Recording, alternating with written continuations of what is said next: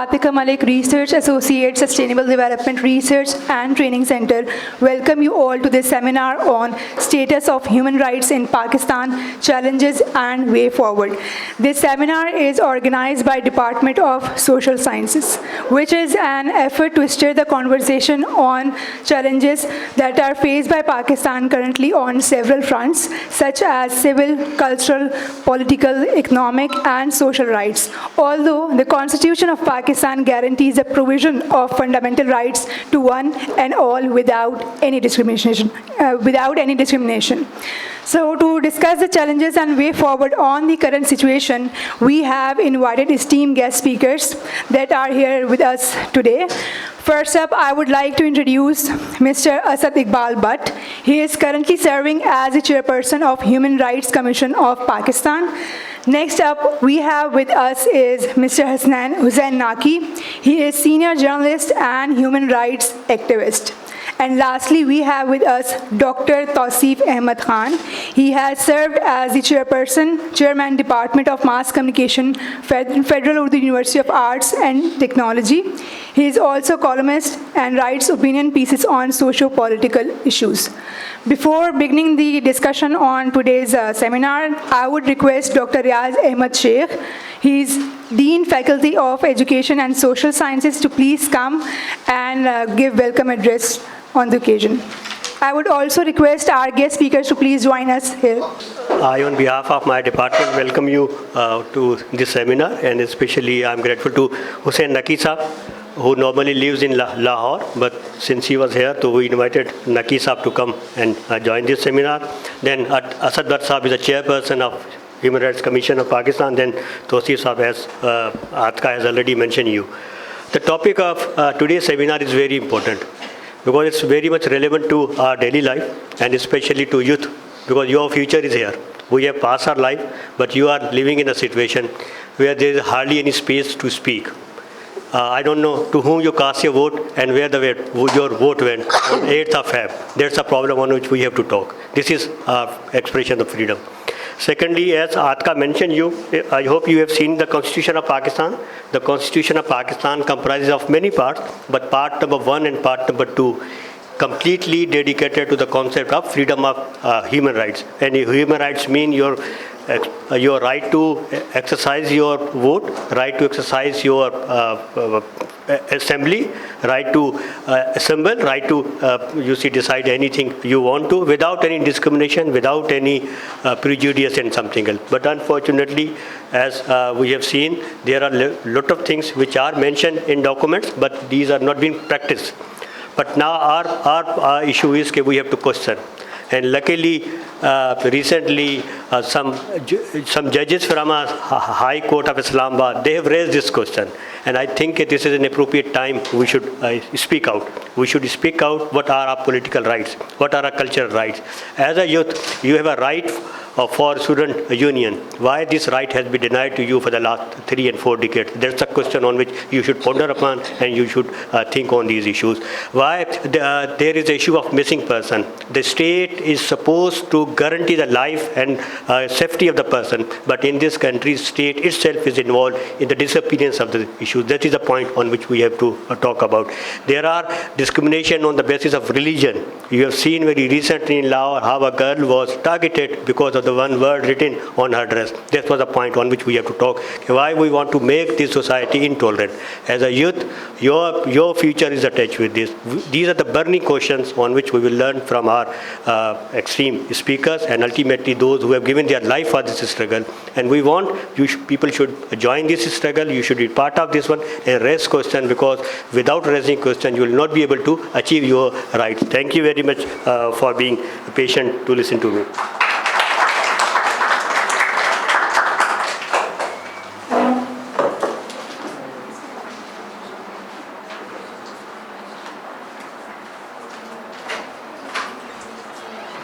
Thank you so much, Dr. Riaz, for giving your comments. Now I would request Dr. Tausif Ahmed Khan to please come here and share his thoughts with us. Thank you.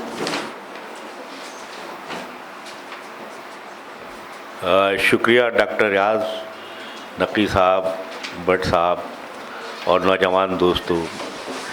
میرا شعبہ کیونکہ media سے ہے تو میں media کی صورتحال پہ کوشش کروں گا کہ کوئی بات کر سکوں.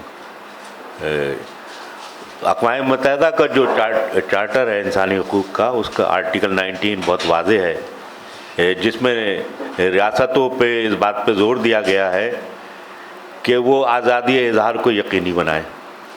پاکستان نے بھی اس پہ دستخط کی ہیں. اس کے بعد پاکستان کا آئین جو ہے 1973 کا، اس کے 2 آرٹیکل بہت زیادہ متعلق ہیں. ایک آرٹیکل 19 اور دوسرا 19A. 19 جو ہے وہ آزادی اظہار، آزادی صحافت کی ضمانت دیتا ہے. اس میں ملاوٹ کر دی گئی ہے پاکستان کے آئین میں، جس میں یہ لکھ دیا گیا ہے کہ عدلیہ یا فوج یا ایک اور ادارے کے بارے میں کچھ نہیں کہا جائے گا، جبکہ ایکچوئل جو پاکستان نے دستخط کیے یونو کا جو چارٹر ہے، اس میں بہت واضح طور پر ہے کہ میڈیا کی آزادی کو، ریاست کو یقینی بنانا ہے. بہرحال اس پابندی کے باوجود جو آئین میں لکھ دی گئی کہ 3، اب وہ اس میں فوج بھی مقدس ہو گئی، جبکہ فوج کوئی ادارہ تھوڑی ہے. ادارے تو ہم نے 3 ہی پڑھے، یا تو ایگزیکٹو ہوگی، یا جوڈیشری ہوگی، یا جو ہے پارلیمنٹ ہوگی. تو وہ بھی ادارہ بن گیا، تو اس کو بھی شامل کر دیا گیا ہے کہ اس کے خلاف بھی بات نہیں کر سکتے بغیر نظریہ پاکستان جس کا کوئی تعریف نہیں ہے. آرٹیکل 19A جو ہے وہ شامل ہوا، اور اس کی لیے بڑی جدوجہد ہے سول سوسائٹی کی. اور سول سوسائٹی نے اور ہیومن رائٹس کمیشن نے 80s سے یہ کمپین چلائی تھی کہ عوام کو ریاست کے بارے میں جاننے کا حق ہے، تو اس کے بارے میں قانون بننا چاہیے. اور وہ خاصی بڑی ڈیبیٹ ہوتی رہی، اس میں بہت سارے مسائل آئے، مگر بے نظیر بھٹو شہید اور میاں نواز شریف کے درمیان جو ایگریمنٹ ہوا تھا 2005 میں، جس میں چارٹر آف ڈیموکریسی، تو اس میں ایک بات دونوں نے طے کی تھی کہ جب دونوں جماعتیں آئیں گی تو وہ آئین میں ترمیم کریں گی اور واضح طور پہ رائٹ ٹو نو کو لکھا جائے گا. یہی وجہ ہے کہ جب 18ویں ترمیم ہوئی تو اس کے اندر رائٹ ٹو نو کو باقاعدہ شامل کیا گیا کہ اب ہر شہری کو اس بات کا حق ہے کہ ریاست پہ جہاں پہ بھی عوام کا پیسہ خرچ ہوتا ہے اس کے بارے میں جانیں. تو اس کے بعد قانون سازی ہوئی، اور قانون سازی کی صورتحال بھی مختلف رہی. جو فیڈرل لا ہے اس میں بہت ساری منسٹریز کو اس سے ایگزیم کر دیا گیا کہ وہ اس دائرے میں نہیں آتی. منسٹری آف ڈیفنس نہیں آتی، منسٹری آف فارن افیئرز نہیں آتی، واٹر اینڈ پاور نہیں آتی، فائنینس نہیں آتی. اور تو اور سپریم کورٹ، قومی اسمبلی اور سینٹ نے بھی اپنے آپ کو ایگزیم کر دیا. وہ ایک الگ، انہوں نے بھی کہہ دیا کہ ہم جو ہے عوام کے دائرے میں نہیں آتے. تو وہ بڑا محدود ہو گیا. اور صرف بہرحال اس کے باوجود یہ توشہ خانے کا کیس اسی کی وجہ سے آیا. تو وہ قانون بنے، قوانین بھی بنے، اور اچھے قوانین بھی بنے. پرویز مشرف کے دور میں بھی میڈیا کے حوالے سے، اور اس کے بعد پیپلز پارٹی کے دور میں بھی، اور مسلم لیگ کے بھی، ایون تحریک انصاف نے بہت اچھا قانون بنایا. KP کا جو قانون ہے بہت اچھا. مگر وقت گزرنے کے ساتھ ساتھ میرا اپنا خیال ہے کہ ریاست مجبور ہو کے قوانین بنا لیتی ہے، بعد میں اس پہ وہ پابندیاں لگانا شروع کرتی، اور آہستہ آہستہ پھر محسوس ہوتا ہے کہ وہ صرف ہمارا حق جو ہے وہ صرف قانونی طور پر ہے. تو میڈیا جو ہے وہ اس طرح آزاد نہیں تھا اور نہ آزاد ہے، اور اب زیادہ مشکل صورتحال میں.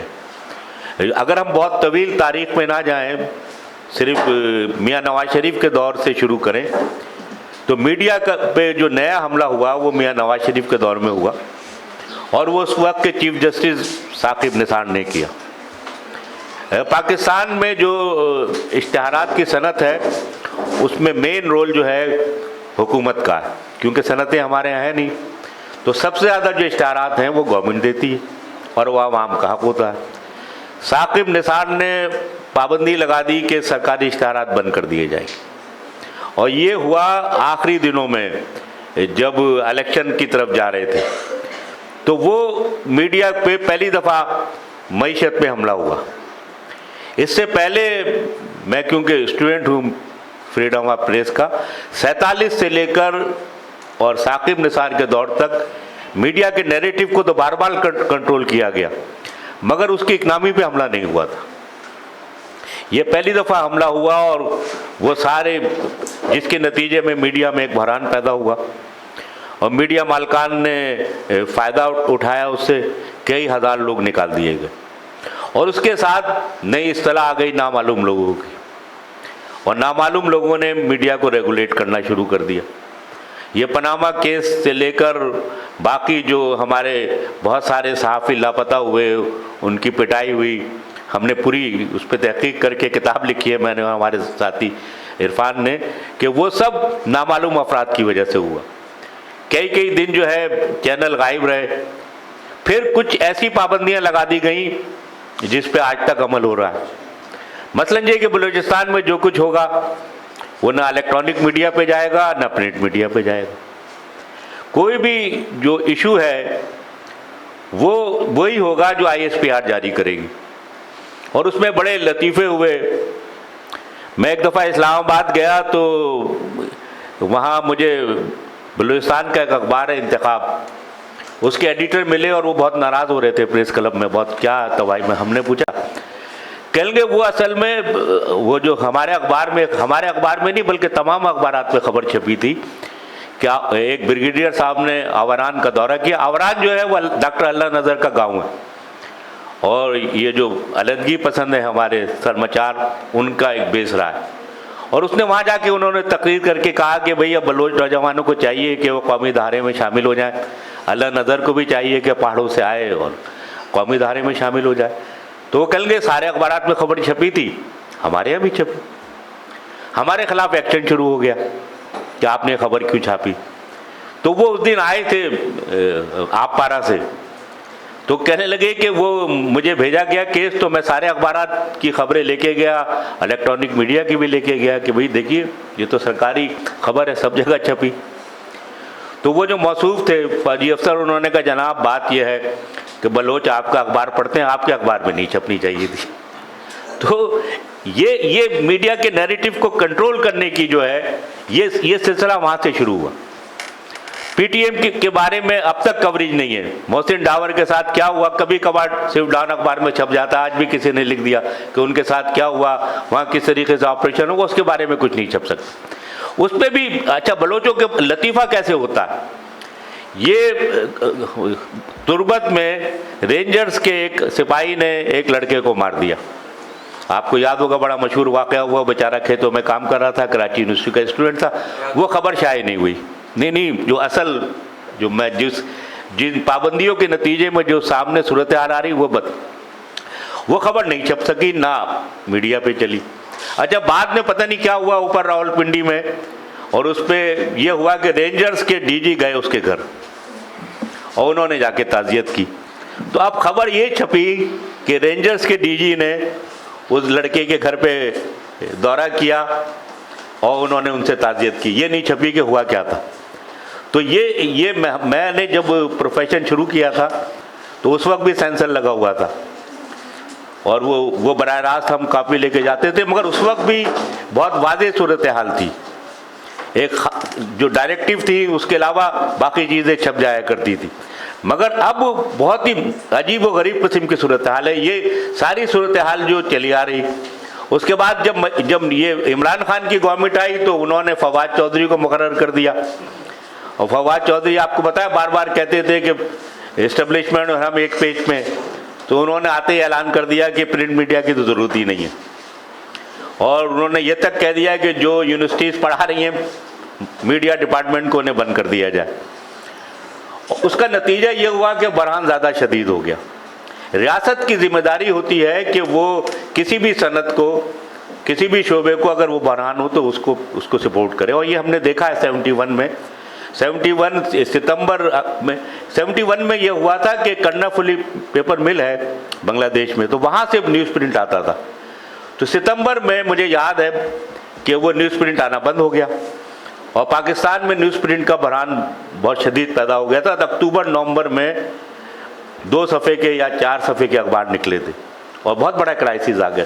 مگر جیسے ہی بھٹو صاحب کی حکومت آئی، انہوں نے بالکل پولینڈ سے کاغذ منگوایا اور اشتہارات دیے، تو صنعت دوبارہ کریٹ ہو گئی تھی، اور نہ لوگ نکالے گئے بلکہ نئے اخبار بھی نکلے تھے۔ یہاں پہ الٹا ہوا، تو جس کے نتیجے میں میڈیا کی نیریٹو کو بھی انہوں نے کنٹرول کیا، بہت سارے جو ہے اینکرز پہ پابندی لگی۔ اچھا وہ تو ہو گیا، عمران خان چلے گئے، اب میاں شہباز شریف کی حکومت آئی، تو ہم میں سے کچھ لوگوں کا خیال یہ تھا کہ اب حالات بہتر ہو جائیں گے، کیونکہ وہ سب ان پابندیوں کے خلاف بات کرتے تھے، تو صورتحال اور زیادہ خراب ہو گئی۔ اور ان کے دور میں بھی نامعلوم افراد کا خبروں کو کنٹرول کرنے کا معاملہ، خبروں کو روکنے کا معاملہ، اور مزید یہ کہ سوشل میڈیا پہ ان کا احتساب کرنے کا معاملہ ہوا، بہت سارے لوگ اٹھا لیے گئے، ارشد شریف کا قتل ہوا، اور وہ ایک اور صاحب بیچارے وہ تو کئی مہینے بعد واپس آئے، تو وہ صورتحال مزید زیادہ خراب ہو گئی، یعنی اسپیس بجائے بہتر ہونے کے مزید خراب ہو گئی۔ انہیں کسی نے سمجھا دیا، وہ میرا خیال ہے جو راولپنڈی والے ہیں وہ تاریخ سے نہیں سیکھتے، انہیں کسی نے سمجھا دیا، انہوں نے کہہ دیا کہ عمران خان کا نام نہیں جائے گا۔ اب وہ نہیں چھپتا، ڈان اخبار میں تو چھپ جاتا ہے، الیکٹرانک میڈیا پہ آپ کو نظر نہیں آئے گا۔ تو اس کے نتیجے میں صورتحال مزید زیادہ خراب ہوتی جا رہی ہے، اور معاشی طور پہ بھی، کیونکہ یہ اس وقت جو اگر ہم پاکستان میں جو ویجز کا اسٹرکچر دیکھیں تو سب سے بدترین صورتحال جو ہے میڈیا کی، یعنی بدترین صورتحال جو ہے میڈیا کی ہے۔ حکومت نے مالکان کو کھلی چھٹی دے دی ہے کہ وہ صرف ان کے ہدایت پہ عمل کریں، اور باقی وہ اپنے صحافیوں کے ساتھ جو چاہے سلوک کریں، تو معاشی طور پہ بہت زیادہ بحران کے شکار ہے۔ اس کے ساتھ نیریٹو کو کنٹرول کرنے کا معاملہ ہے، اور یہ مستقل جو ہے معاملہ چل رہا ہے۔ اب اس کے بعد انہوں نے سوشل میڈیا کو کنٹرول کرنا شروع کیا، بدقسمتی سے وہ قانون بنا بھی مسلم لیگ کی حکومت میں تھا، اور اس کے نتیجے میں وہ جس کو چاہے گرفتار کر لیتے ہیں یا اٹھا کے لے جاتے ہیں۔ تو یہ میڈیا جو ہے، بجائے ہم یہ تصور کرتے تھے کہ کیونکہ جمہوریت مستحکم ہو جائے گی، حالات اچھے ہو جائیں گے، تو میڈیا کو زیادہ آزادی ہوگی، تو یہ اگر آپ اس کا تجزیہ کریں تو یوں محسوس ہوتا ہے کہ سوشل میڈیا آنے کے باوجود اور جدید ٹیکنالوجی آنے کے باوجود ہمارے یہاں صورتحال انفارمیشن کو کمیونیکیٹ کرنے کے حوالے سے زیادہ بری ہوتی جا رہی، اور اس کے اندر بہت ساری ایسے آئٹم شامل ہو جاتے ہیں جن کے بارے میں تلاش کرنا بڑا مشکل ہے۔ ابھی کوئی 15 دن پہلے وہ میں نے جیو پہ ایک خبر سنی کہ بنگلہ دیش کا ایک طیارہ جا رہا تھا، اس میں ایک کسی ایئر لائنس کا طیارہ تھا، ممبئی ایئرپورٹ کے قریب تھا، تو اس میں ایک مسافر کو دل کا دورہ پڑ گیا، تو انہوں نے بمبئی ایئرپورٹ والوں نے پوچھا کہ وہ مسافر کون ہے، انہوں نے کہا مسلمان ہے، تو انہوں نے اجازت نہیں دی، اور وہ اس کی جان بچانے کے لیے کراچی اتر گیا۔ مجھے بڑی حیرت ہوئی، اس کے بعد میں نے پوچھا، معلوم کیا تو کہیں اور وہ خبر نہیں تھی، تو میں نے وہ ایویشن رپورٹر سے پوچھا کہ یار یہ آپ کیا کیسے خبر چھپ گئی ہو، یہ کیسے ممکن ہے کہ بمبئی والے انسانی جان بچانے کے لیے واپس کر دیں؟ اس نے کہا بھائی بہت سارے آئٹم وہاں سے آتے ہیں، تو یہ جو آئٹم وہاں سے آتے ہیں اس میں ہمارا تو کچھ ہے ہی نہیں۔ اب اس میں لاجک ہو نہ ہو، مذاق اڑے نہ ہو، کہیں گے وہ میرا خیال ہے وہ ایک دفعہ چل گیا تو لوگوں نے کہا کہ بھئی یہ تو بہت ہی بیوقوفی کی خبر ہوگی، تو انہوں نے اس کے بعد اسے وڈرا کر لیا۔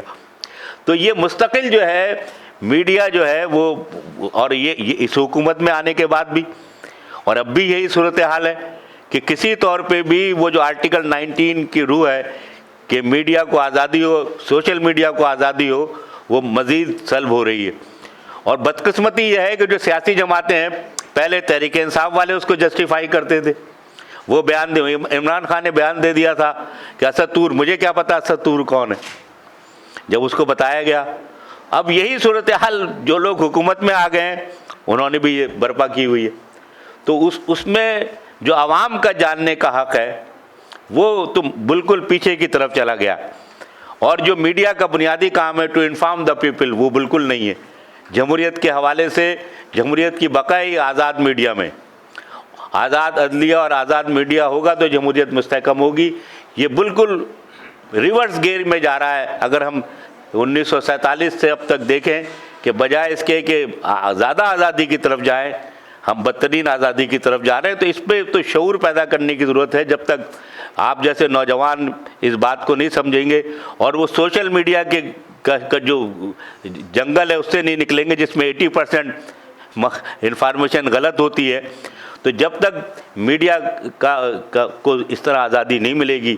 میں جب تحقیق کر رہا تھا ریسرچ پہ تو مجھے اندازہ ہوا کہ مشرقی پاکستان میں پابندیاں کم تھیں، جبکہ مشرقی پاکستان کے خلاف خاصا جبر تھا، ان کے نمائندوں کو گرفتار کیا گیا. تو میں نے کئی سینئر لوگوں سے پوچھا کہ یہ مجھے فرق کیوں نظر آتا ہے مشرقی پاکستان میں اور مغربی پاکستان میں. تو مجھے رحمان صاحب نے کہا کہ وہاں سیاسی جو تحریکیں بڑی مضبوط تھی، ٹریڈ یونین بڑی مضبوط تھی. تو وہ اتنی زیادہ مضبوط تھی کہ وہاں وہ پابندیاں نہیں لگا سکتے تھے. حتیٰ کہ مارننگ نیوز جو سرکاری اخبار تھا اس میں بھی مجیب الرحمان کی تقریر بھی چھپی بنگلہ دیش بننے کے بارے میں. تو یہ عوام کا اور سیاسی جماعتوں کا کام ہے کہ اگر وہ میڈیا کی جو حق تو عوام کا ہے نا، آزادی صحافت کا، اس کے لیے اگر وہ شعور پیدا نہیں کریں گے تو ہمارا میڈیا مزید کمزور ہو جائے گا اور آہستہ آہستہ اس کی جو کریڈیبلٹی ہے بالکل زیرو ہو جائے گی. شکریہ.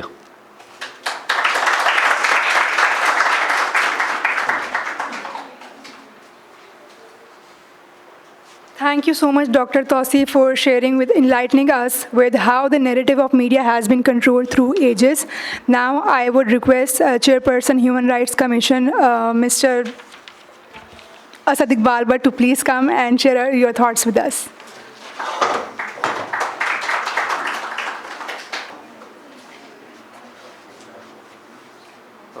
بہت شکریہ. ڈاکٹر صاحب کے بعد تو بات کرنا خاصا مشکل ہو جاتا ہے، اور ہمیشہ سے، بلکہ میں نے کہا بھی تھا مجھے پہلے بلوا لیں، ڈاکٹر صاحب تو پھر ساری چیزوں کو کور کر لیتے ہیں.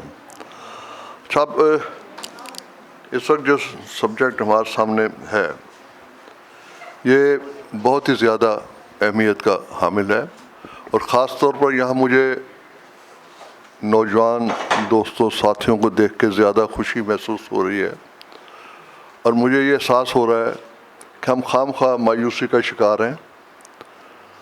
جب تک یہ نوجوان اس فیلڈ میں ہیں، ہمارے ساتھ ہیں، ہمارے کھڑے ہیں، ہمارے آگے، بلکہ اب تو ہمارے لیڈر ہی ہیں، تو یہ کام رکے گا نہیں، اور کام آگے بڑھتا رہے گا. انسانی حقوق کا ہو یا آزادیوں کے لیے جو بھی کام ہو تو وہ بڑھتے رہیں گے.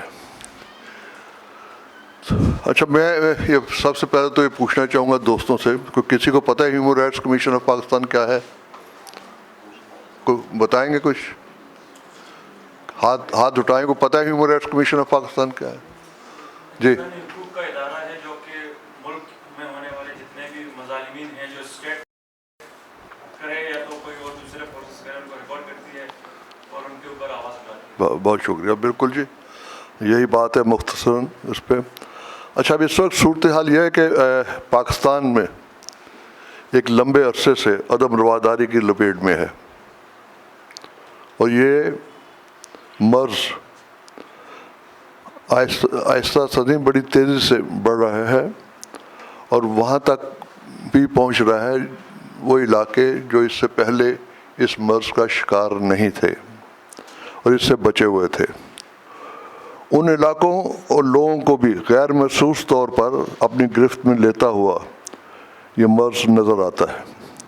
لڑکیوں کے، بچیوں کے اسکولوں کو دھماکوں سے اڑانا، خواتین کو زبردستی ان کی مرضی کے خلاف ڈرا دھمکا کر تعلیم اور روزگار کے شعبوں سے دور رکھنا، اقلیتی مذہبوں کے افراد کو ملازمتوں کے حصول میں قانونی اور دیگر ذرائع سے رکاوٹ ڈالنا یا روکنا، اور اقلیتی عبادت گاہوں کے ساتھ ساتھ اکثریتی مذہب کے مختلف فقاز کا ایک دوسرے کی عبادت گاہوں پر پرتشدد حملے اور ان کی بے حرمتی روز کا معمول بن چکا ہے. روز ہم اخبارات میں چیزیں دیکھتے اور پڑھتے ہیں. فقہی اختلاف کی بنیاد پر روز ہم سنتے ہیں فلاں ڈاکٹر چونکہ فلاں ریلیجس سے تعلق رکھتے تھے ان کو مار دیا گیا، فلاں انجینئر کو قتل کر دیا گیا، فلاں پروفیسر کو قتل کر دیا گیا، اور جن کے کوئی بھی جو مارنے والے قاتل کبھی بھی آج تک سامنے نہیں آئے. یہ اس سے زیادہ خطرناک بات ہے کہ لوگ نہ تو پکڑے جاتے ہیں، نہ کسی پہ آج تک ابھی تک ہمارے ریکارڈ کے مطابق کوئی کیس نہیں بنا اور کسی کے خلاف کوئی سزا نہیں ہوئی۔ اچھا، اور اس کے بعد اچھا اس پر ظاہر ہے ہماری سول سوسائٹی جو ہے یہ تو بڑے چھوٹی سی ایک وہ ہے کیا ہے، مینلی تو یہ کام پولیٹیکل پارٹیز کا ہے جن کے لاکھوں فالوورز ہیں، کروڑوں فالوورز ہیں۔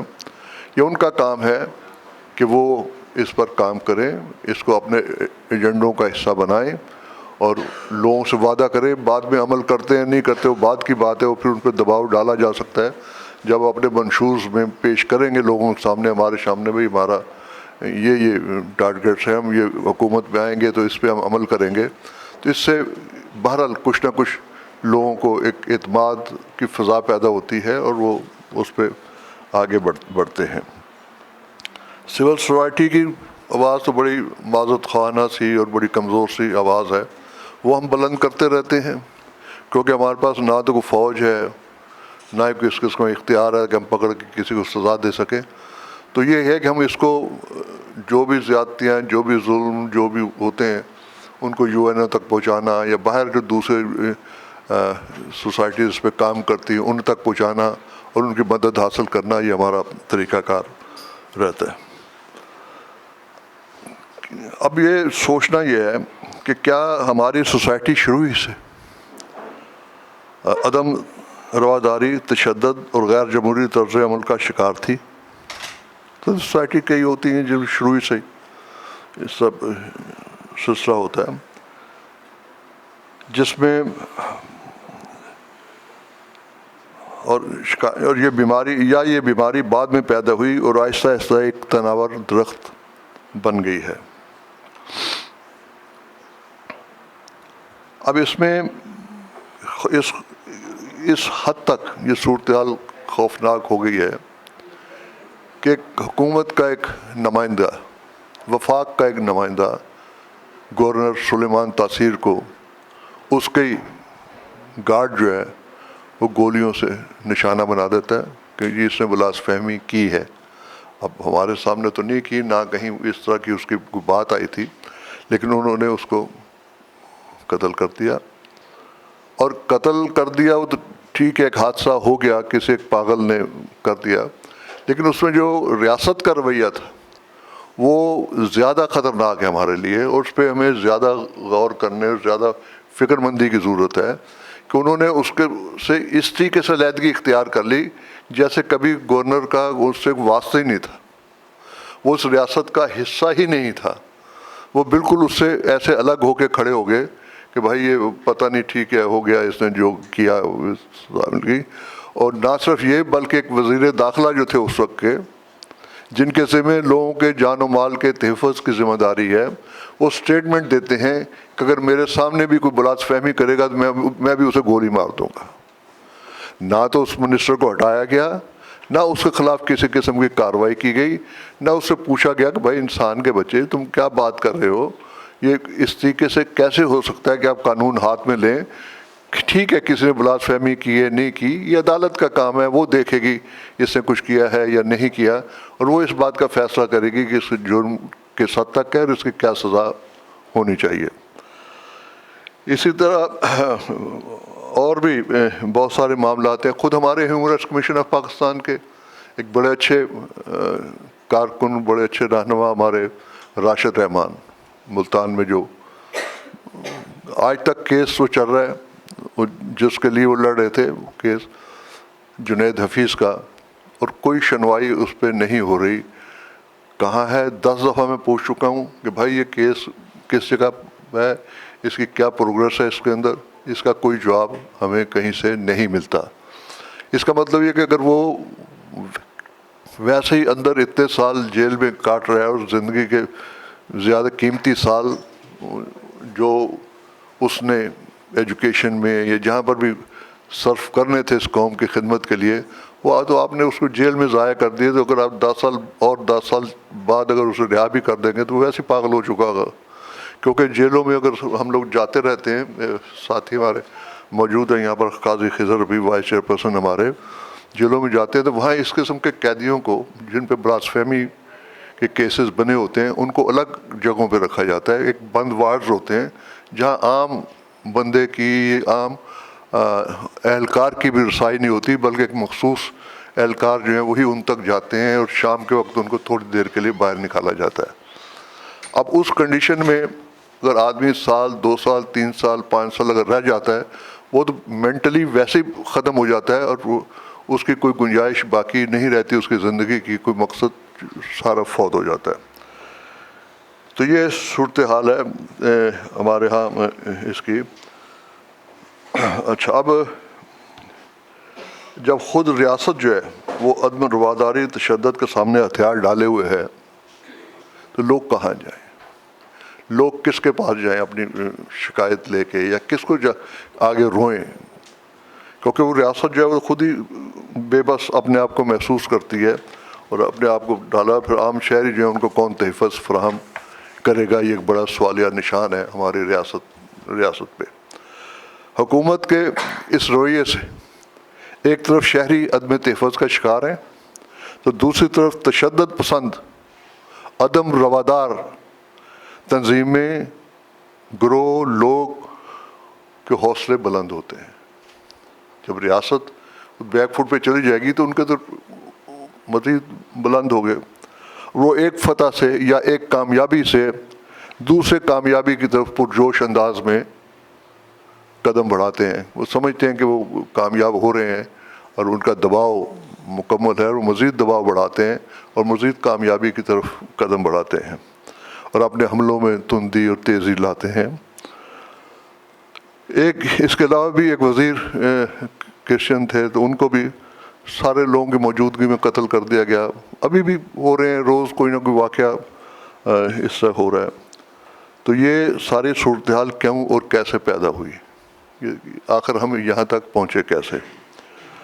सबसे पहले तो मुस्लिम लीग, हो सकता है किसी को मेरी बात पसंद ना आए, लेकिन बहरहाल हकीकत और तारीख़ी बातें तारीख़ी होती हैं, तारीख़ को अब जुटला नहीं सकते।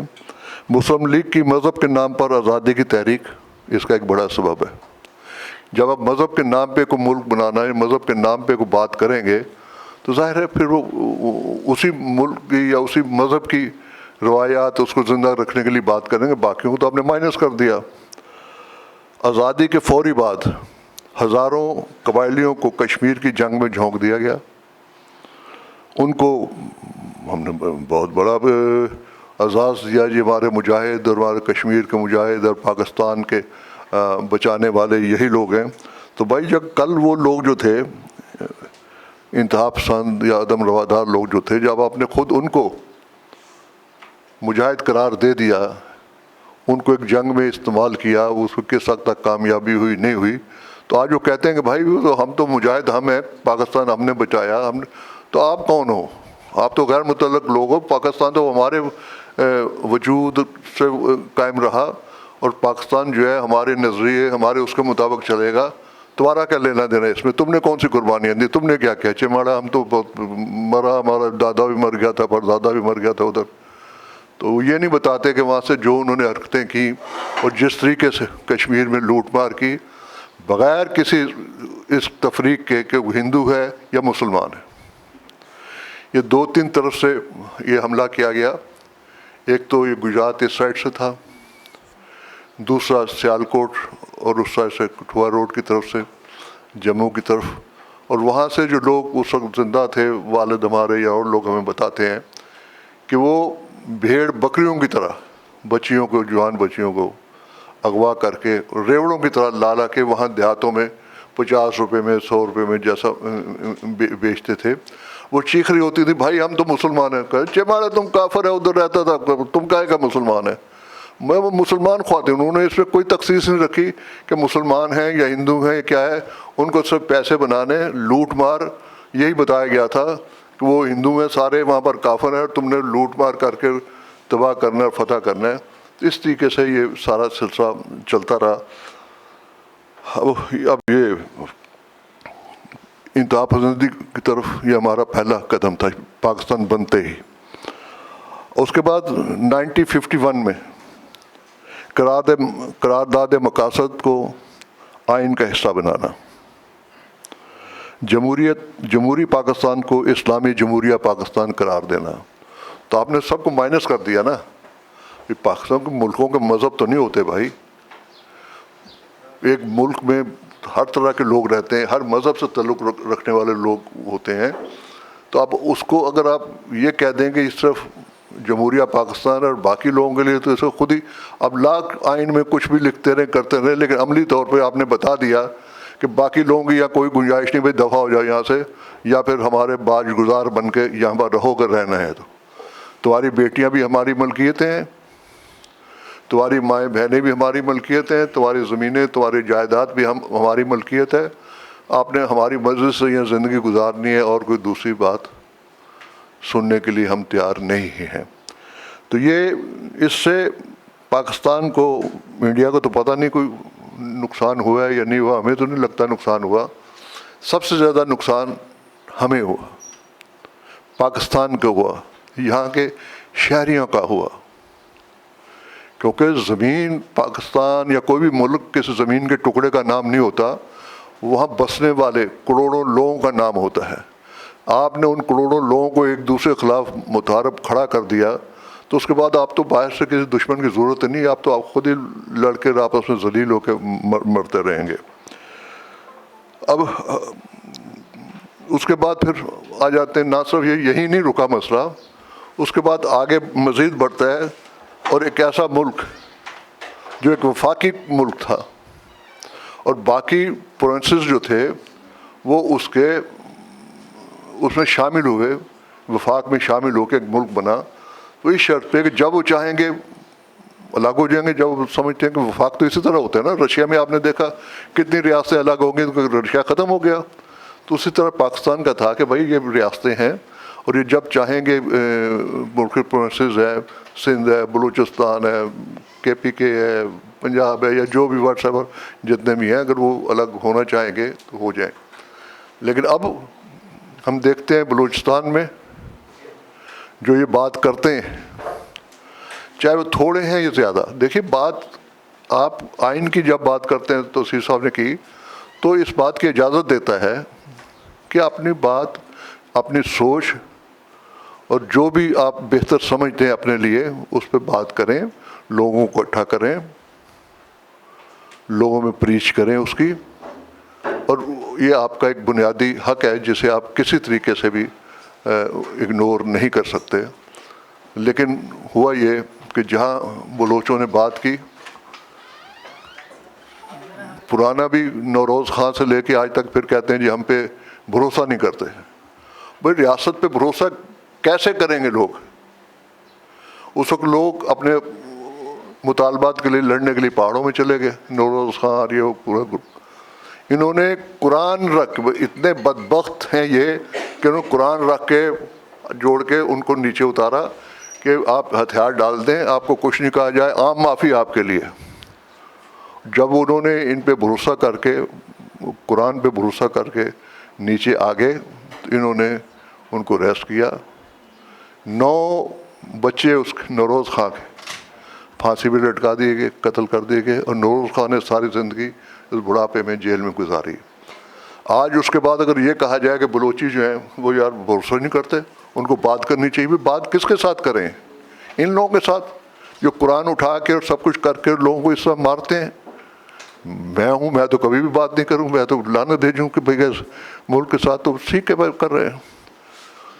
सिंध में उसी तरह हम देखते हैं, अब लोगों को गायब किया जा रहा है, लोगों को उठाया जा रहा है बजाय टेबल पे बात करने के लिए। देखिए पॉलिटिकल आदमी का काम ये होता है कि आप उनका मसाइल हैं, उनके मामलात हैं, उनको बिठाएं, टेबल पे बिठाएं, भाई बात करेंगे क्या मसले हैं। ये हम दे सकते हैं, ये नहीं दे सकते, इसके लिए थोड़ा इंतज़ार कर लें। कोई इतना पागल भी नहीं कि खामखा किसी बात पे अड़ा रहे जब उसको खुद नज़र आ रहा हो कि मुल्क की ये सूरत है या उसके वसाइल की ये सूरत हाल है, तो फिर अपने हिस्से की चीज़ मांगेगा ना, ज़्यादा फिर नहीं मांगेगा। लेकिन ये कुछ भी उसके लिए करने के लिए तैयार नहीं, बात करने के लिए तैयार नहीं। अभी हमारे सामने इतना बड़ा वाक़या हुआ कि ये कहते हैं जी वो गद्दार हैं, वो जो मुल्क दुश्मन है। वहाँ से हज़ारों ख़वातीन, बच्चियाँ पैदल चलती हुई रियासत के जो गढ़ है جہاں اقتدار کے سوتے جہاں سے پھوٹتے ہیں وہاں تک آئیں. کیوں آئیں؟ اس لیے کہ وہ آئین کو مانتی تھی. وہاں بیٹھی رہتی انقلاب کی باتیں کرتی رہتی، وہ بیٹھ کے آپ سے لڑتی رہتی. اس لیے چل کے آئیں کہ وہ آپ کے آئین کو مانتی تھی، قانون کو مانتی تھی، آپ کے اقتدار اعلیٰ کو تسلیم کرتی تھی. اس لیے اپنے گزارشات لے کے آپ کے پاس آئیں گے، بھائی یہ ہمارے مسائل ہیں، یہ آپ سنیں، یہ تکلیفیں ہماری دور کرنے کی کوشش کریں. یہ اتنے بدبخت لوگ ہیں کہ کسی نے بات سنی نہیں، ان سے ملنا تک کسی سے گوارا نہیں کیا، کسی نے بھی، حکومت کے کسی فرد نے. یہ اس سے زیادہ بڑی بد نصیبی اس ملک کی اور کوئی نہیں ہے. نہ صرف بات ان کے ساتھ نہیں کی بلکہ ان کو کاؤنٹر کرنے کے لیے وہ لوگ، وہ شفیع مینگل اور جو مشہور ہیں بدماش، جن کا پتہ ہے، جن کے علاقوں سے سینکڑوں لوگوں کی لاشیں برآمد ہوئی تھی قبروں میں سے، ان لوگوں کو لا کے ان کے سامنے بٹھا دیا گیا. اور گورنمنٹ کی پوری چھتر چھایا اس سخت سردی میں ان کو ہر قسم کی سہولتیں دی گئیں. ان کے لیے الگ کھانوں کے انتظام، ان کے لیے ہاسٹل، ان کے لیے بستر، جو سہولتیں. اور وہ بیچاری خواتین مجبور و لاچار، اگر ان کو کمبل بھی دینا چاہتا تھا تو آپ نے دیکھا ہوگا سوشل میڈیا پہ کہ وہ کمبل یا بستر یا کوئی چیز بھی اس تک پہنچانے نہیں دی گئی، کہ وہ اسی سخت سردی میں جب ٹھٹرتے رہے اور زندگی کے دن اپنے وہ گزارتے رہے. جب ریاست کی یہ صورتحال ہو، سندھ کی طرف آتے ہیں. سندھ کے لوگ تو بڑے اچھے اور محبت کرنے والے، پیار کرنے والے لوگ ہیں. میں اکثر لوگ کہتے ہیں یار آپ پنجابی، میں نے کہا کہ میں تو سندھی ہوں. مجھے جو عزت، جو محبت، جو پیار جو سندھ نے دیا ہے مجھے کسی نے نہیں دیا. سندھ کے لوگوں نے جو انسیت اور جتنی محبت مجھے دی ہے میں نہیں سمجھتا کہیں اور مجھے ملتی. تو یہ ایک بہت بڑی بات ہے کہ کالج کی سیاست سے لے کر آج تک کی سیاست تک ہمیشہ سندھ کے دوست، سندھ کے ساتھی کندھے سے کندھا ملا کے کھڑے رہے. کیونکہ ہم بھی انہی کی بات کرتے ہیں، کیونکہ ہم سمجھتے ہیں کہ زیادتی ہو رہی ہے. ہم اس دھرتی پہ رہ رہے ہیں، ہمارا سب کچھ اس دھرتی کے ساتھ جڑا ہوا ہے. ہمارے بچوں کی جتنی بھی اپنا ضروریات یا ان کے جو مسائل ہیں اس دھرتی کے ساتھ جڑے ہوئے ہیں. تو ہم نے تو اس دھرتی جو ہے اس کو، اس ماں کو قائم رکھنا ہے، اس ماں کو زندہ رکھنا ہے، یہاں رہنے والے لوگوں کی خدمت کرنی ہے، یہاں کے رہنے والے لوگوں کے لیے بہتر حالات کار بنانے ہیں. تو لیکن نہیں، ریاست اس کے لیے بھی تیار نہیں. بغیر کسی وجہ کے گھروں پہ چھاپے مارے جاتے ہیں، لوگوں کو اٹھا لیا جاتا ہے. آئین میں تو ہے بہت کچھ لکھا ہوا کہ جی وہ یوں چلے گا، قانون یہ ہے. اور کون سے قانون پہ عمل ہو رہا ہے؟ کون سا قانون آپ کو اس بات کی اجازت دیتا ہے کہ آپ کسی کے گھر میں بغیر وارنٹ دکھائے دروازے توڑ کے اندر داخل ہوں، سوتے ہوئے بچیوں کو، بچوں کو گریوانوں سے پکڑ کے، پتہ نہیں کو کس حالت میں ظاہر سو رہی ہوتی ہیں خواتین کو کس طرح، تو ان کو گھسیٹ کے اٹھا کے لے جائیں، ان کو ننگا سامنے کھڑا کر دیں دیواروں کے ساتھ لگا کے، ان کے بھائیوں کو اور بیٹوں کو غائب کر دیا جائے. پھر اب کہتے ہیں جی ہم جمہوریت پال رہے ہیں. یہاں پر کون سی جمہوریت ہے؟ کس پہ بات کریں؟ کس کے پاس جائیں؟ ہم کرتے ہیں کیسز جو بھی ہوتے ہیں ہمارے پاس، ہم اس کو جاتے ہیں. اب تفصیل میں زیادہ جانے کی ضرورت نہیں. اسی چکر میں 1971 میں اسی عدم رواداری کے نتیجے میں بنگال میں جو کچھ ہوا، اب اس کی تفصیل میں جانے کی ضرورت نہیں، وہ تاریخ کا ایک حصہ ہے. عدم رواداری کے دوسرے مراحل کا آغاز جب ہوتا ہے تو فوج ایک منتخب حکومت کا تختہ الٹ دیتی ہے. فوج جو ہے ہمارے ہاں، اب وہ ڈاکٹر صاحب نے نام نہیں لیا، اس نے کہا لوگ اوپر بیٹھے ہوئے، تو میری عادت بڑی خراب ہے کہ میں نام لیتا ہوں. یہ ہماری افواج ظفر موج جو کچھ اس پاکستان کے ساتھ کر رہی ہے، شاید ہی کسی اور جگہ یا کسی اور ملک دشمن نے کیا ہو. یہ سب سے بڑے ملک دشمن ہیں. پہلے ہم کہا کرتے تھے، لوگ ہنستے تھے، ہمیں کہتے تھے یار ایجنٹ ہیں، یہ راک ایجنٹ ہیں، انڈیا کے ایجنٹ ہیں، کہیں سے پیسے ملتے ہیں، امریکہ کراتا ہے. اب تو لوگ کہہ رہے ہیں, اب تو ججز کہہ رہے ہیں بھائی, اب تو اور کسی نے کیا کہنا ہے, اب تو آپ کے سامنے جو ہے جج ہیں, وہ 6 جج کھڑے ہوئے ہاتھ جوڑ کے اپنے لیے انصاف مانگ رہے ہیں کہ خدا کے لیے ہم پہ رحم کرو, جو کچھ ہمارے ساتھ کر رہے ہو وہ نہ کرو اور انصاف کو قائم رہنے دو.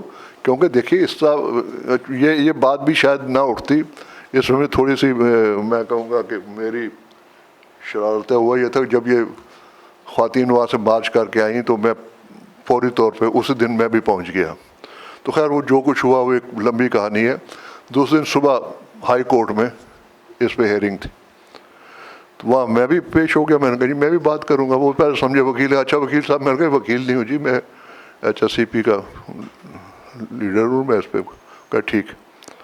اور جہاں باتیں کی ان کے ساتھ زیادتی, یہ جو ہو رہا تھا, جو کچھ ہوا, تو اس کے بعد ایک بات میں نے ان سے کی. میں نے کہا بڑی معذرت کے ساتھ, میں کوئی وکیل نہیں ہوں اور میں نہیں جانتا کہ عدالت کے ساتھ کیسے بات کرنی ہے, تو اگر کوئی بات غلط لگے تو پہلے سے میں کہنے نہیں جی آپ بات کریں, اب اچھی بات کر رہے ہیں. میں چلو, میں نے کہا جی اور سب باتیں چھوڑیں, مجھے یہ بتا دیں کہ لوگ یہ جو اٹھائے جاتے ہیں, لوگ یہ جو غائب کر دیے جاتے ہیں غیر قانونی طور پر, جب یہ کچھ عرصے کے بعد واپس آتے ہیں اور عدالت کے سامنے پیش کیے جاتے ہیں, پٹیشنیں لگی ہوتی ہیں ظاہر ہے عدالت کے سامنے, تو عدالت کہتی ہے اچھا ٹھیک ہے آپ آ گئے ہیں, چلو ٹھیک ہے وہ فائل کلوز. میں کسی عدالت نے آج تک پوچھا ہے کہ بھائی تم کہاں تھے, تمہیں کون لوگ لے گئے تھے, وہ جو لوگ اٹھا کے لے گئے تھے ان کو آپ نے کبھی کٹہرے میں لا کے کھڑا کیا, ان کو کبھی ان کو سزا دی گئی ہے, کبھی ان کے بارے میں کچھ چھوٹی موٹی بات بھی کبھی ہوئی ہے؟ تو جب یہ نہیں ہوگا تو پھر نہ عدلیہ کی عزت رہے گی, نہ کسی اور اس کی آپ کے جو لا اور قانون اور آئین یہ وہ کسی کی عزت نہیں رہے گی. تو ان کو کافی وہ برا بھی لگا, منہ ان کا لٹک گیا کہ یہ کیا کر دیا. تو اس کے بعد پھر یہ سلسلہ یہ اب یہ جو وہ انہوں کا جب ایک آدمی بات کر سکتا ہے تو بھائی ہم بھی کر سکتے ہیں, تو انہوں نے کیا. چلو جی بڑا اچھا. تو اب اس میں اب اس کو حل بالکل میں اس کے اینڈ کی طرف 2-3 باتیں ہیں, 1 منٹ کی. رواداری کے فروغ کے لیے سیاسی اور جمہوری کلچر کو پروان چڑھایا جانا چاہیے. لوگوں میں بحث و مباحثہ جاری رکھا جائے جو کہ اب ختم ہو چکا ہے. اب تو بندوقیں نکل آئی ہیں نا, لڑائی جھگڑا بات چیت تو ہوتی نہیں ہے. کلچر ثقافت میں موجود ان چیزوں کو استعمال کیا جائے جو یکساں مذاہب مختلف مذاہب میں ایک جیسی ہیں. امن, پیار, احترام, انسان دوستی کا سبق دیتی ہیں, جس میں سماج کی ہماری پرانی تاریخوں کردار نے جو سب کے لیے قابل قبول ہے. ہیروز کا درجہ رکھتے ہیں, جیسے صوفیہ کرام شعراء ہیں, اولیاء کرام ہیں, سنت ہیں, خواجہ غریب نواز ہوئے, لال شہباز قلندر ہوئے, شاہ لطیف, کبیر داس, میرا بائی, یہ سارے جو ہیں یہ حصہ ہیں ہمارے. تو ان پہ بات ہونی چاہیے تاکہ سب کو پہنچے. اس کے بعد آزادی کے ہیرو ہیں, وہ بھی تقریباً ہمارے ایک جیسے ہیں. ٹیپو سلطان شہید ہے, جھانسی کی رانی ہے, بھگت سنگھ ہیں, یا اور اس طرح کے جتنے ہیں, ان پہ بات ہو, ان کی چیزوں پہ لکھا جائے, ان لوگوں کو بچوں کو پڑھایا جائے بھائی یہ لوگ ہمارے آزادی کے ہیرو تھے. یہ اب انسٹیٹیوشنس کا کام ہے کہ ان چیزوں کو پڑھائے اور آگے بڑھائے. اس کے بعد آ جاتے ہیں شاعر ہیں, فیض احمد فیض ہے, دونوں سائڈ پہ اسی محبت اسی پیار سے پڑھا جاتا ہے. علامہ اقبال ہیں, جگن ناتھ آزاد جیسا شاعر ہے, وہ سب جگہ پڑھا جاتا ہے, سب جگہ اس کی اسی طرح رسپیکٹ ہے.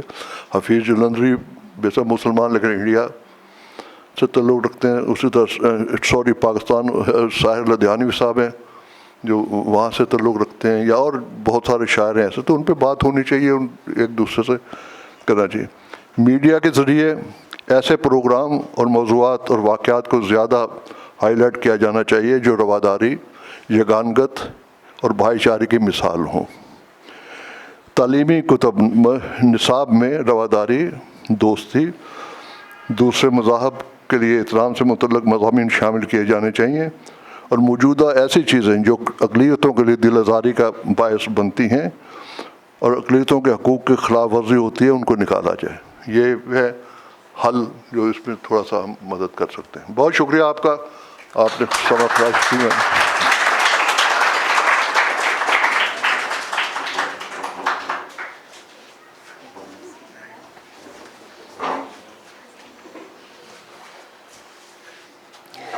Thank you so much, Mr. Asad Iqbal Bhatt, Chairperson, Human Rights Commission of Pakistan, for addressing the way forward for human rights in Pakistan. Now, I would request Mr. Hussain Naqi to share your thoughts with us.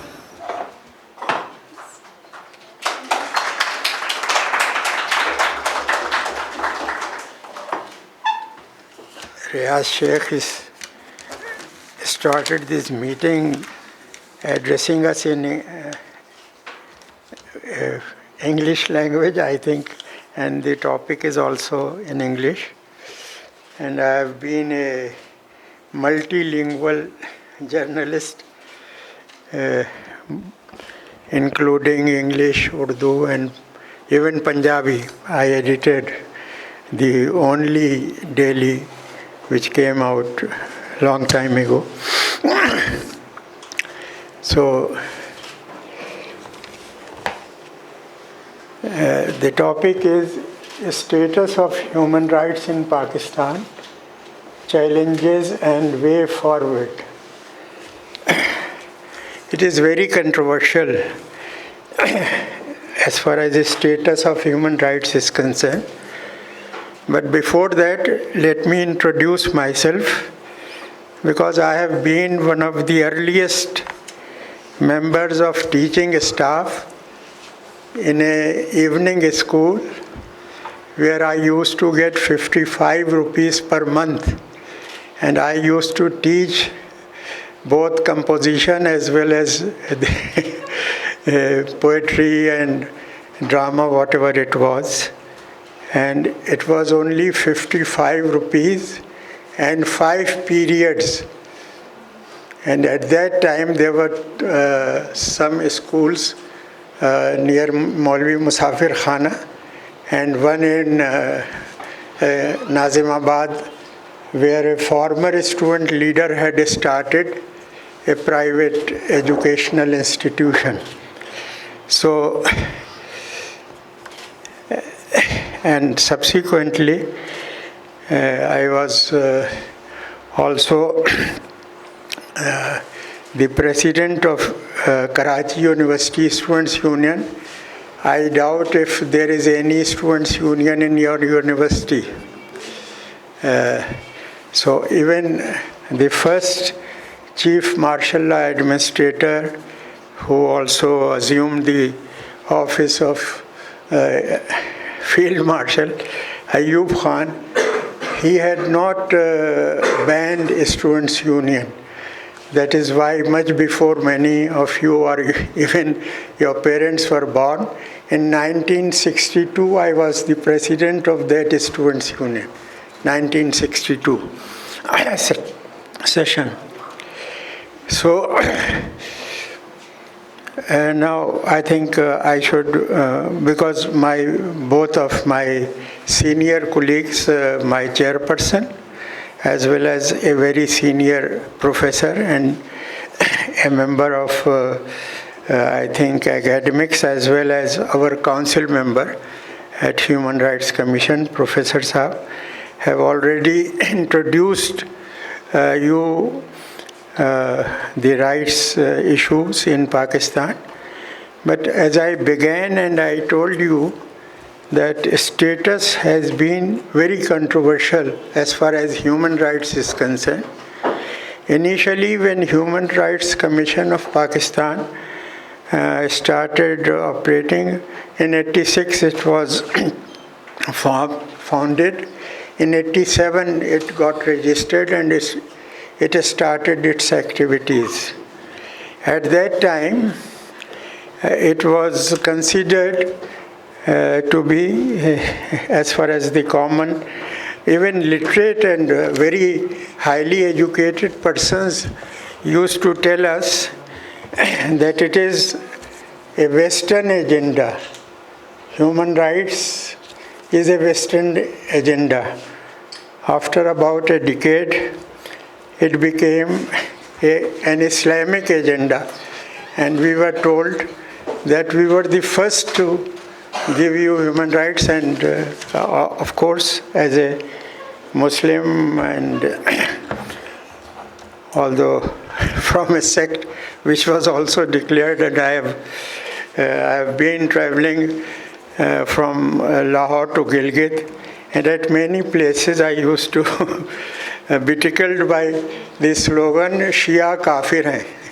So, fortunately or unfortunately, I was not only born in a Shia family, but I was also educated at the Shia College, Lucknow. And fortunately, I was a scholarship winner every year in Diniyat, because we used to be taught Diniyat, and it was also when I was for some days, rather a few weeks, a student of Aligarh Muslim University. I was born in 36. I was 10 years old when the first elections were held, and I consider that they were the only fair elections in which Muslims had participated, because it was limited franchise, and unless you were educated or you were paying income tax or land revenue, you did not have that right to vote in 1946 elections. And that is why at the very start, in Pakistan, we actually, as students also, we had started a campaign that it should be adult franchise. Everybody should have a right to vote, including male and females, which was also the demand to which Quaid-e-Azam subscribed.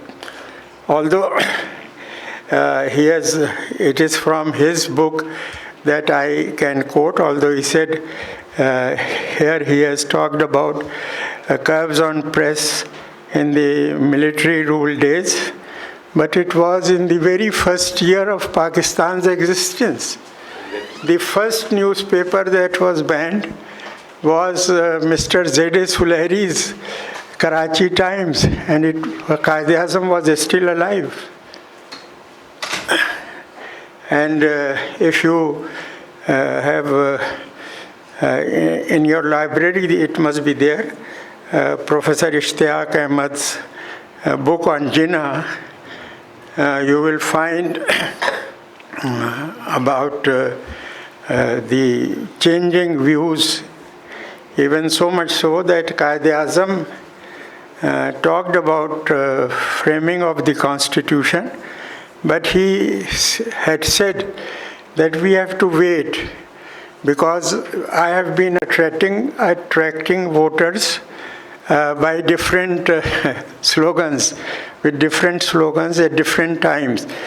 So various segments of society have been attracted to the establishment of the slogan of establishment of Pakistan for different reasons.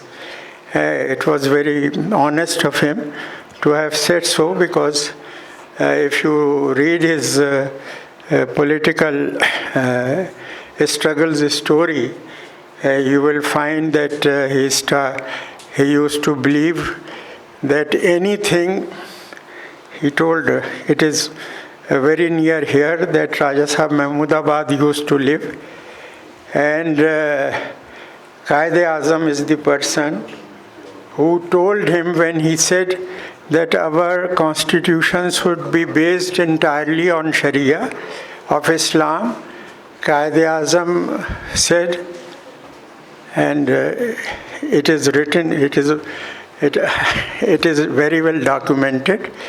He said, do you think I'll go by this 1400 years old book? That was also one of the views expressed about Pakistan's polity by him.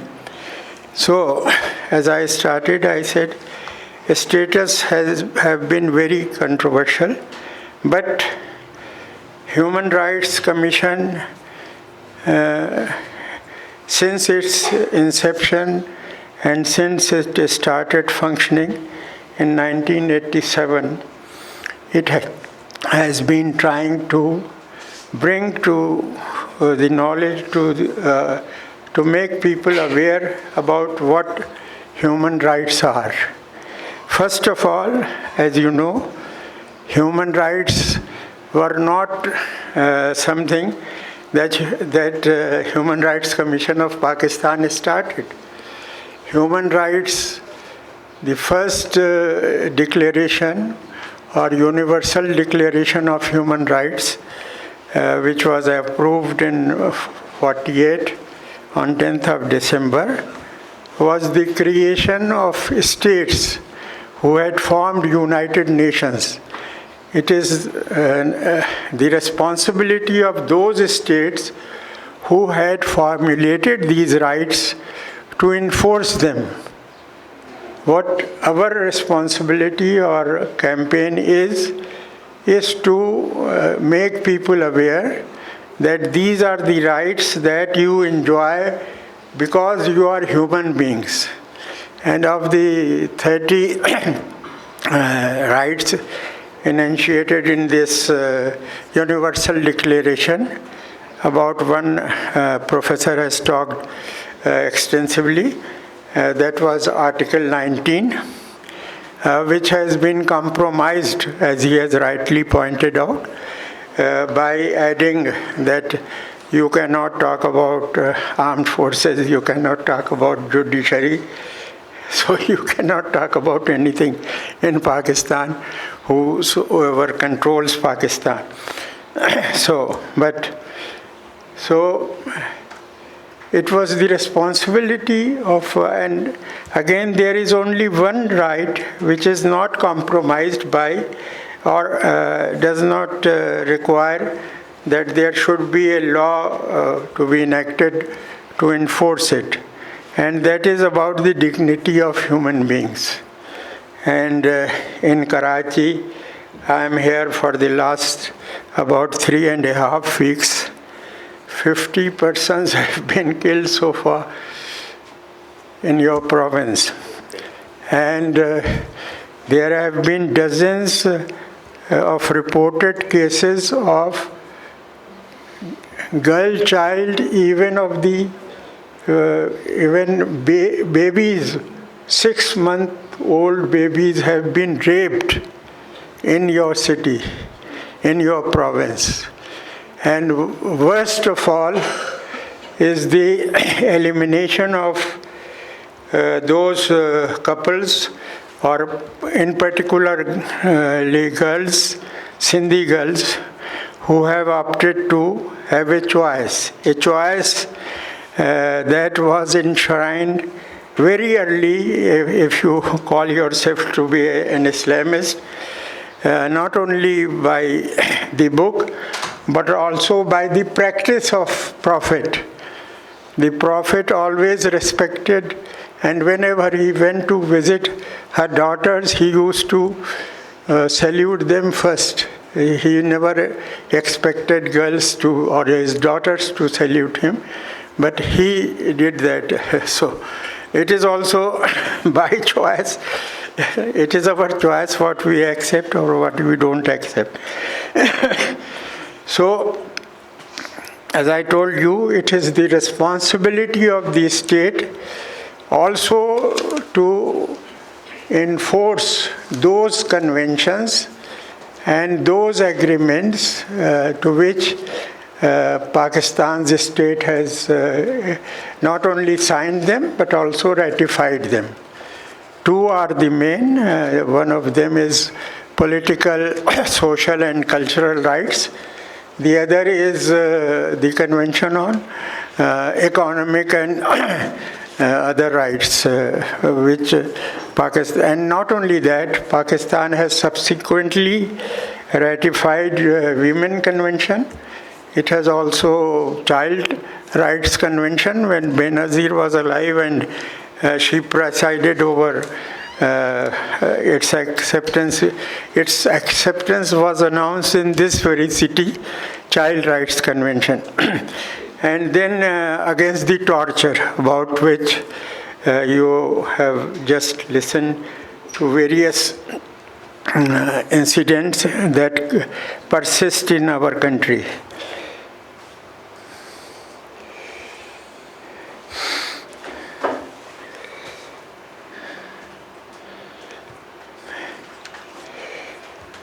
So,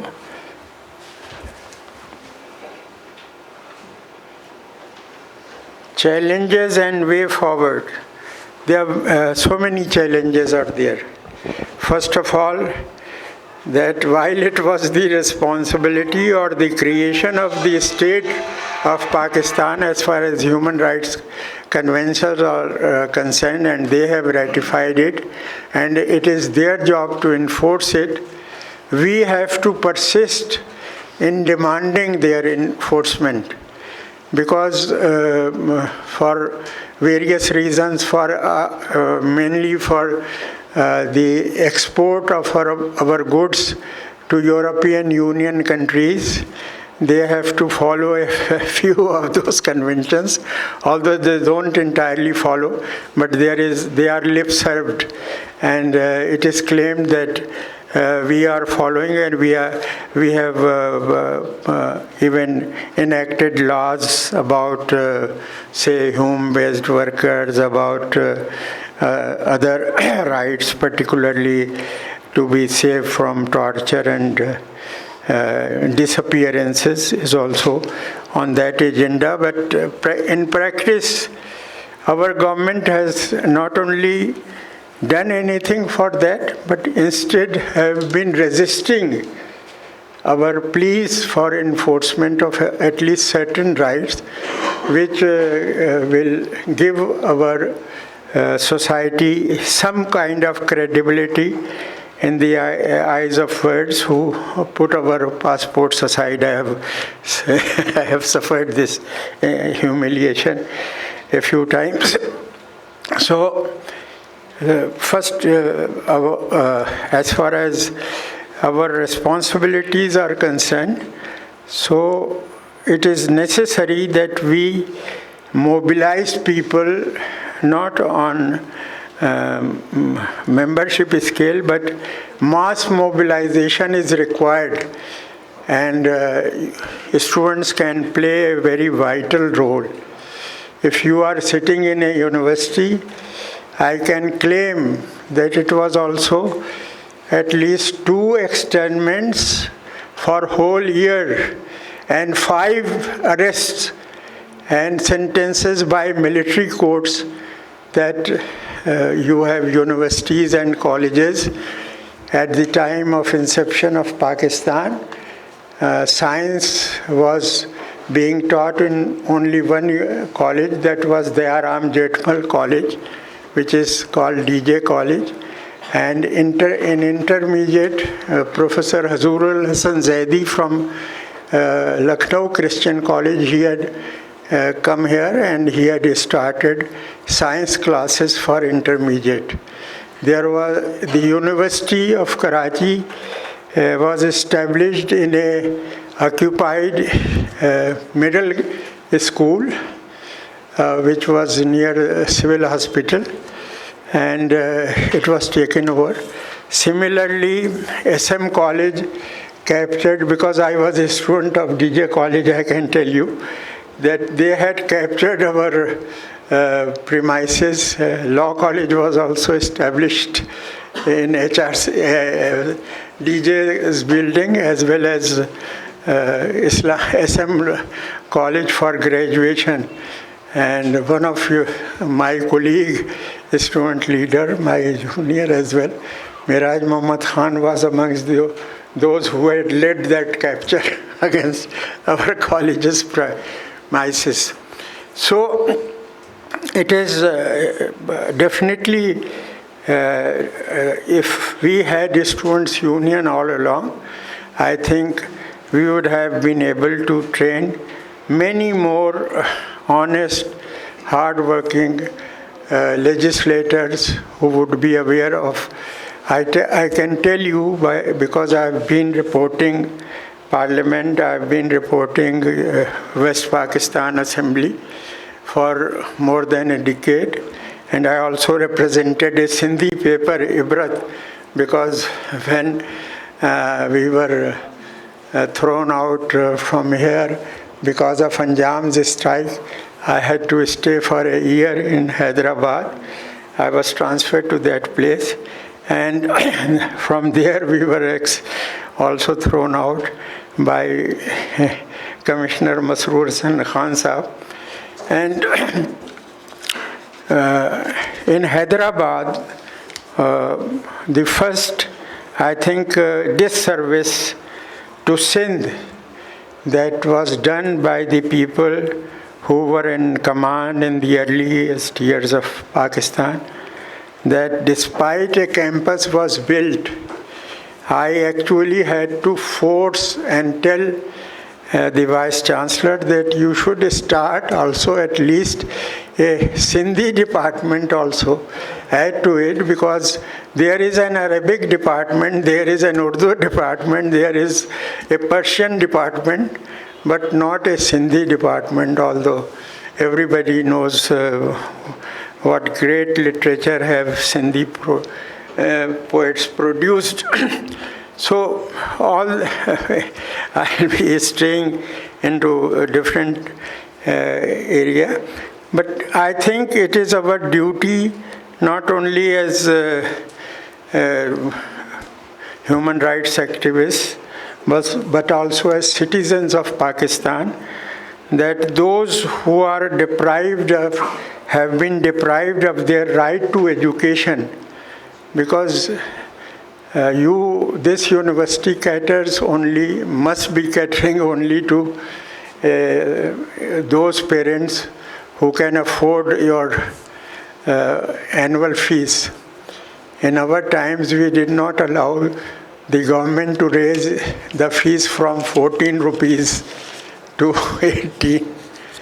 And the university, I think, produced a lot of good stuff.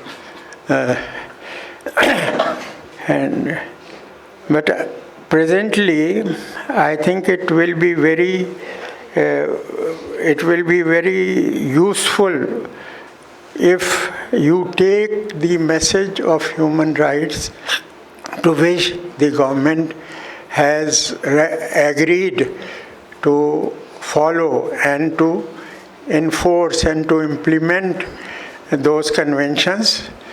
If we can succeed in getting at least a couple of them, which are very, at the moment, essential, I think.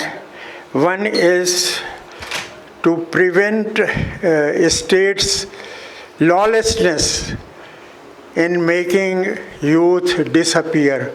It is not only in Balochistan, even in Punjab, youth have been disappeared. Maybe they have a different ideology, but they have. It is not only there. It is in frontier. It is in Punjab. It is also, of course, in Balochistan. So, first of all, we should struggle. I think we have to prioritize. Our chairperson has also mentioned that the disappearance should be stopped, or there should be a mobilization of the masses to fight against this military rule. If we could fight against Ayub Khan's dictatorship and subsequently Ziaul Haq's dictatorship as journalist, I think the student community, and particularly those who do not have to depend on teaching evening classes, but have enough to, I think all of you get 3 meals, not 2, not 1. I used to get even 1 meal. If I can do it, I think all of you can do it. And if I can survive in my 88th year, you will also be able to survive. Thank you.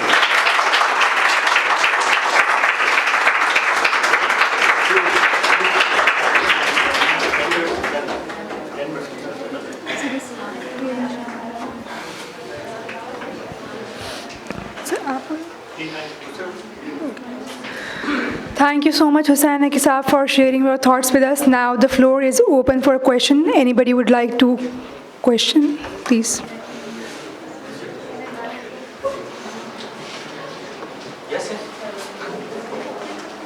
Assalamu alaikum. Hello. My name is Asif Ali, and I have a question with Mr. Hussain Naqvi. Sir, you mentioned that we have to be pursuing the government to take actions against the injustices happening in the country.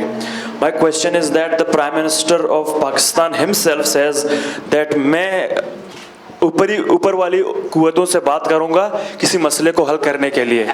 So where should we go? Should we go to the Prime Minister or the government or the deep state that you are talking about?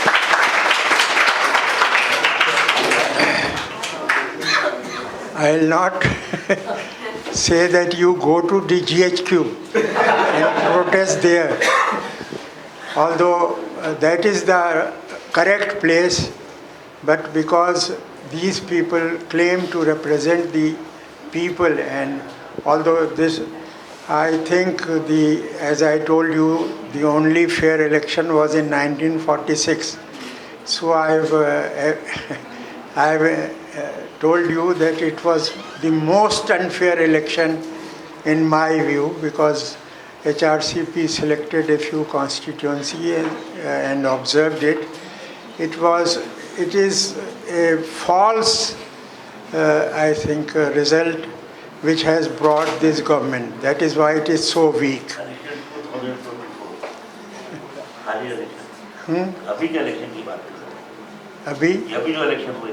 I'm talking about the latest elections. We covered it. He was also there. And so, because they claim that they represent the people, like Shah Sahab here and Mr. Sharif there, now another lawlessness is taking place in my province of Punjab. Mr. Nawaz Sharif presides over the cabinet meetings of Punjab. Yes, even today it has been reported, if you have read Daily Dawn, it has been reported there. So you have to protest there. But because in countries like Pakistan, Bangladesh, India, it is the governments only are afraid of, and I am convinced that they are, if there is mass mobilization and mass protest. Without it, they are not going to accept anything. No, please, we have been, since 87, we have been writing, and we are also getting involving other countries, also the United Nations bodies, but nothing has changed.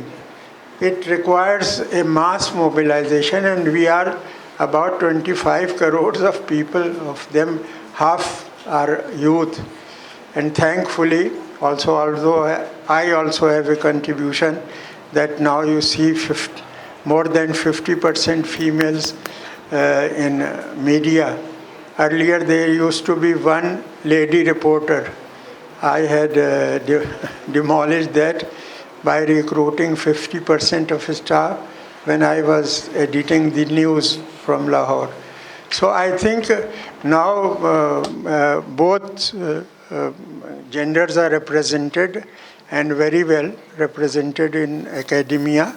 So you should start this struggle, because otherwise now it is not possible that you will be giving citizenship in other countries, as was the case in 60s.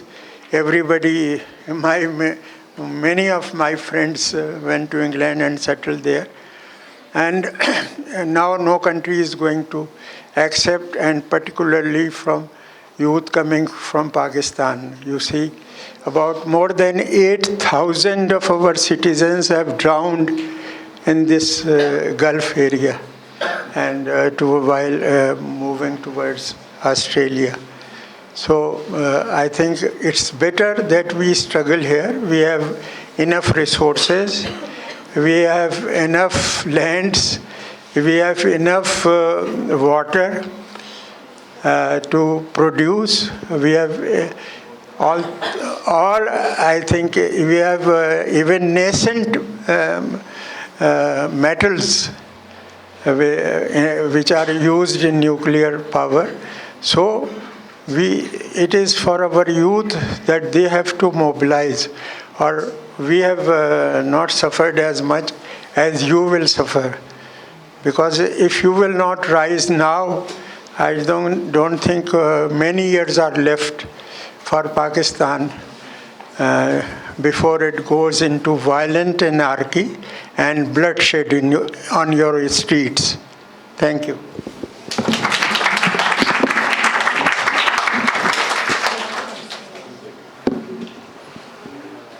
Anyone else would like to ask questions?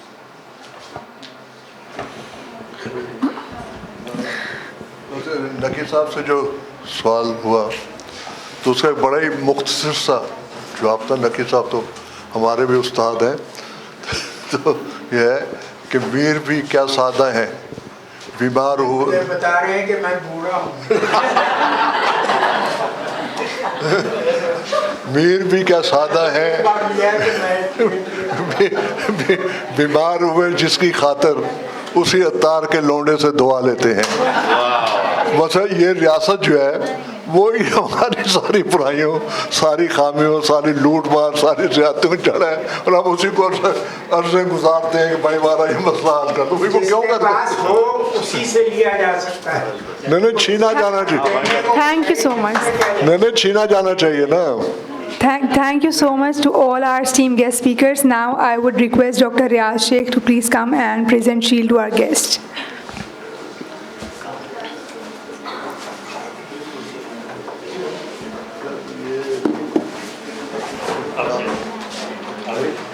Sir, please photo के साथ photo.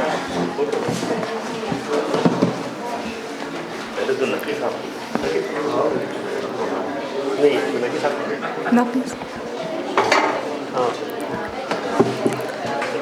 Give a big round of applause to Naqvi Saab.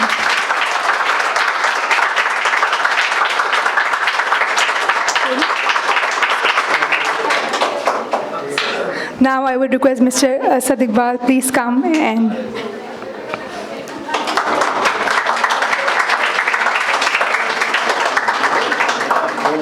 lastly, Mr. Tawqeer, thank you so much for coming.